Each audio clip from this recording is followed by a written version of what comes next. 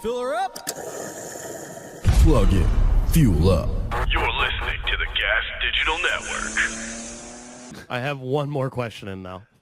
It's an audio question. Roll tape, Sarah, Sam. I'm calling in from Oslo, Norway, and my question is, how do you guys think a future fight between Tony Ferguson and Khabib Nurmagomedov will play out? Because I've seen a lot of talk that this is, the fight to make, and I agree with that 100%. But there's not many people, discussing, who would win that fight and how would they approach it with okay, all right, we got it. We got a in-depth, terrifying voice analysis. Isn't that the voice of somebody who kidnaps your daughter? Michael Bisping, we have your daughter. You must bring €1 million. What do you think of Tony Ferguson taking on Khabib? Let me guess that he's a Khabib Nurmagomedov fan. He sounds like that actually sounds like Khabib Nurmagomedov. Yeah. It's interesting because Dana now is saying that that's the fight to make. Dana White is saying of all the fights to make, Tony Ferguson versus Khabib is the one to make. And I think, what is it? Is it 4 times they've been booked to fight and it hasn't happened, which is insane. So when they do make that fight, that'll be 5 in a row. So I'm assuming that because Dana's saying that, because Dana's saying the fight is Tony versus Khabib, which he's right, it should be. I'm assuming then, yeah, it's official. The rematch between Conor and Khabib isn't going to take place. I think Khabib officially turned it down anyway. And I'd say for Conor McGregor, not the smartest move anyway. So probably the next fight we see is the correct fight to happen. One of the most highly anticipated fights in MMA history, I would say. As I say, it's been booked 4 times. This will be the 5th time through missing weight, through injuries, through Tony blowing his knee out. It never happened. I think Tony Ferguson has the best chance of beating Khabib out of everybody on the UFC, on the lightweight roster, just because of his style. He's super durable. He never gets tired. Apparently, I hear stories about him in training camp when he's running sprints and all this type of thing, and he never, ever gets tired. Of course, we saw him seeing his fights, his last fight against Pettis. He just walked him down the whole time. He never got tired. He has underrated striking, excellent elbows on the ground. He's very, very dangerous. Good wrestling, good fight IQ. I think he's on an 11-fight win streak in the UFC, which is insane. So I really see him giving Khabib a lot of problems. Yeah, I mean, I think Khabib, it's the same thing as any fight when you get a guy who's this good. And also, at this point, he's the champ. He just beat Conor in dominant fashion. We don't have the blueprint for how to beat Khabib. And is Tony the highest level grappler that Khabib has faced in the UFC? I don't know. I'd have to pull up Khabib's record on Sherdog or one of these other websites. Because I guess I would say so. Yeah, it matters on whether or not he can, neutralize the grappling and keep it standing, and obviously has better striking. I mean, yeah, it's a strange thing. I think that Khabib has just looked head and shoulders above anybody, and he's been able to do whatever he's wanted to do with, everybody in the division so far. So I mean, look, dude, it's super exciting. I like the fact that the UFC seemed to be, look, let the dust settle, and now let's build some new stars. We talked about this a little bit on the last show where it's, years ago, I think there was a lot more stars. There was it was a stranger time as well because the UFC or the Ultimate Fighter was sort of creating new stars regularly. There was a few years there where it was really churning out high level dudes, and the guys who were in the top 5 or 6 ended up sort of becoming stars. It wasn't even like the dude who won. Now I can't name a winner of the Ultimate Fighter from the past 3 or 4 years off the top of my head. I have no idea. Well, yeah. I mean, because not many people are watching The Ultimate Fighter these days, unfortunately. It just isn't. I mean, of course, how many seasons of The Ultimate Fighter have we seen? So it's kind of a stale format these days. So it's nothing to do with the quality of the show. It's nothing to do with the quality of the contestants even or anything like that. It's just played out. It's played out. It is, but it also, I will say it does sort of have to do with the quality of the contestants in this sense. The UFC, when The Ultimate Fighter came out, I mean, how many guys were on their roster? A couple hundred? They were the guys that were on The Ultimate Fighter won. they were like the best of the best. You know what I'm saying? The first few seasons, it was the best of the best in the world. I feel like the UFC. Yeah, I agree. I agree. Now, when you said season 1 was the best of the best, I was like, what? And then when you said the first few seasons were the best of the best, I'm like, oh, okay, I'm with you again. I'm on board. The It best was all of the best regional were in the champions. These guys were all undefeated. If you look at the first few seasons of The Ultimate Fighter, they were those ton of undefeated guys who were crushing it on like regional circuits. Now I feel like the UFC has so many guys on roster. Those guys that would maybe be featured on The Ultimate Fighter, the UFC kind of already gives them contracts. There's a new fight every weekend. They have undercards. They have UFC on Fox, UFC on on the website, UFC.tv.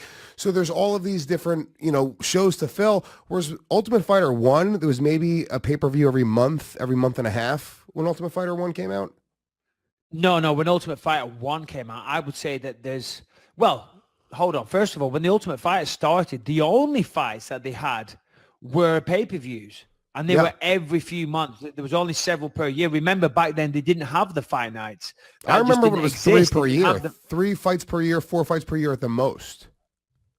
Exactly. So back then, they were all pay-per-views. And then, of course, they started doing fight nights. They started doing fight nights on Spike TV. Then, of course, signed the Fox deal. And then, we all know the rest. And Fight Pass came along, et cetera, et cetera. But going back to the guy's question about Tony versus Khabib, because that's what got us onto this. That is the fight to make. That is the true lineage fight that should happen. Ferguson was the interim champion. Khabib is the champion. They've been on a collision course for a long time now. And let me tell you this. If you're the UFC, here's why you want to make Khabib versus Tony. You want to know why? Because if you're running the UFC, you want Conor McGregor as your champion, right? You want Conor McGregor as the champion if you're running the UFC. And if Conor fights Khabib again, he's going to get beat again. Okay? But here's what we do. We bring in Tony Ferguson. He fights Khabib. Okay? Everyone says, wow, UFC's doing the right thing. They're actually doing the fight that makes sense. Nothing to do with rankings or fame or storylines or pay-per-view sales. They're doing the right fight. Tony Ferguson goes in there with a real legitimate chance of beating Khabib. Beats Khabib. Then they do Conor versus Tony, right, for the belt. And Conor has got a way better chance of beating Tony Ferguson than what he has Khabib. Just stylistically, Tony gets hit by shots. Look at the fight with Lando Venata. Tony does take punishment in his fights, but he's so tough and so durable that he turns it around and normally gets a stoppage of his own.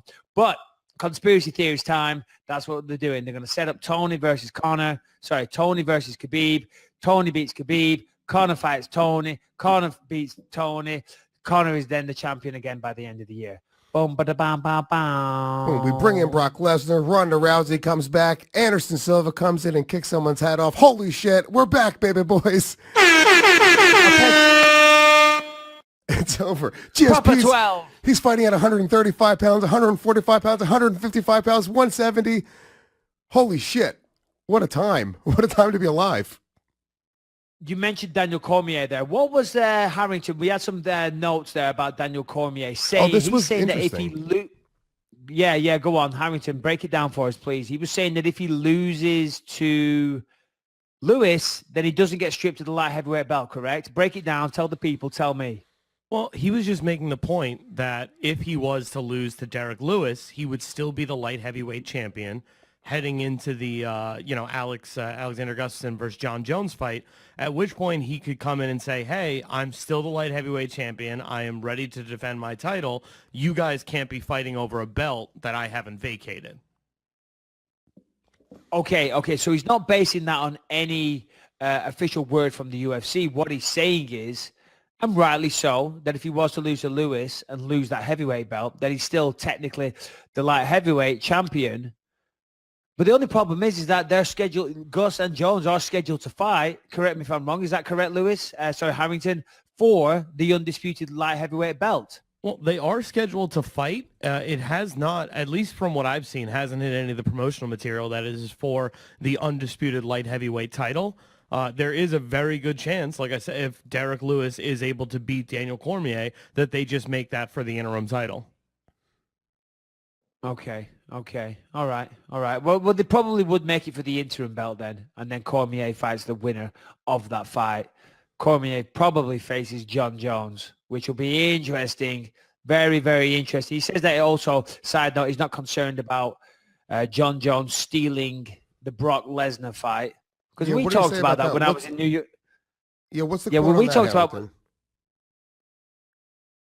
Well, no, I saw it. So last time I was in New York, we were talking about it then. And he said, listen, the UFC have always treated him really well. They've always gone above and beyond. They've always been very fair. And he doesn't see them, doing him dirty like that at this stage of his career. And I agree with him. That's what I said to you when I was in studio last. The UFC aren't going to do that. The UFC aren't going to do that. But if DC loses to Derek Lewis and then DC loses to John Jones, well, then they might. Because then it makes sense, But as of right now, I don't see them stealing that big retirement fight against Brock Lesnar off DC, unless there is mitigating circumstances, and those circumstances being he loses the heavyweight belt, so therefore that doesn't make sense, and then also loses the light heavyweight belt. But that's a lot of if, buts, and maybes. That's a lot to happen. And remember, this is Daniel Cormier that we're talking about, who isn't no walk in the park for anybody. I mean, let's just remember what he did to Stipe, and he hasn't been beaten at heavyweight in his career, So the odds of Derek Lewis going in there and beating him in a 5-round fight are very slim. Very slim. But look, if there's one guy that's going to do it, it could be Derek Lewis, who has, crazy knockout power. We did see DC get knocked out by, John Jones, or it was TKO, I guess. But yeah, it's an interesting fight.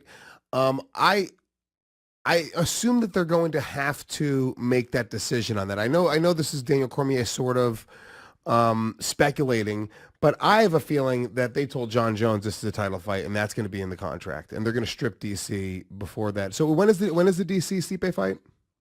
DC Derek Lewis? Oh, I'm sorry, the DC Derek Lewis fight. I apologize. I believe that is in 2 weekends. That's UFC 230. Jesus Christ, dude. These things come up so fast. Hold on. 2 weeks. Hold on. Is that when I'm going to be in New York? Yeah. It is. Shit, I want tickets. November 3rd is the date, Mike. Where is that? The Garden? Madison Square Garden, November 3rd. You cocksucker. I'm going to be there the week after. Oh, man, that's a shame. No, I got all excited there for a second. Come and get me a ticket, too. And me. Yeah, but I'm not going to be in town then. Yeah, you understand? Fact, we don't want Harrington. We get Shannon. If we have to choose one, we're going to fucking walk in with Shannon on our arm. I'm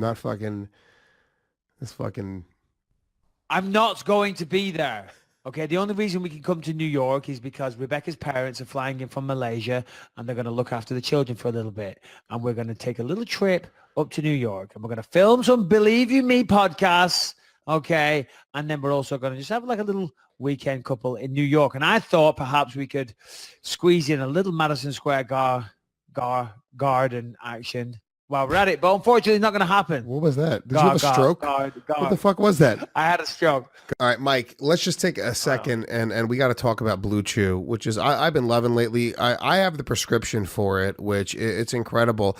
If you guys don't know what Blue Chew is, it's the same active ingredient as Viagra or Cialis, and it is a chewable performance enhancement pill for the bedroom. So, it's if you guys want to enhance your love life for both you and your lover, this is a great way to do it. I'm going to tell you right now, I love it. I know, Michael Bisping, you haven't gotten the prescription yet. You gotta give it a try. It was so easy. 3 minutes later, I had a prescription on the internet. I didn't have to go see a doctor and have a weird conversation. I didn't have to go into a pharmacy and have the girl behind the counter fill that prescription and have her be like, "You're having prescription filled," and make a face. Nice and discreet. Comes right to your house. I love it. My chick loves it. Does she really though, Lewis? I would swear that she hates the day that Blue Chew was ever invented, because now she's going to deal with the Puerto Rican rattlesnake on a way longer, more regular, harder, more intense basis. Before 3 minutes was the key word. That was the time that would be. Now he's in there like some fucking porn star going rep after rep after rep. He's doing the American Psycho. He's doing his bicep tensing into the window, into the mirror. He's Blue Chewing all over the place. Kim doesn't know what's going on. He's like, let's go. I'm a sexual tyrannosaurus. But if that's what you want to do, you want to get involved, and you want to also be a sexual tyrannosaurus, we have a great deal for you, of course. please visit bluechew.com and get your first shipment free when you use the promo code BYM. All you got to do is pay $5 shipping. That's blue, B-L-U-E, chew.com, promo code BYM, and rock your partner's world.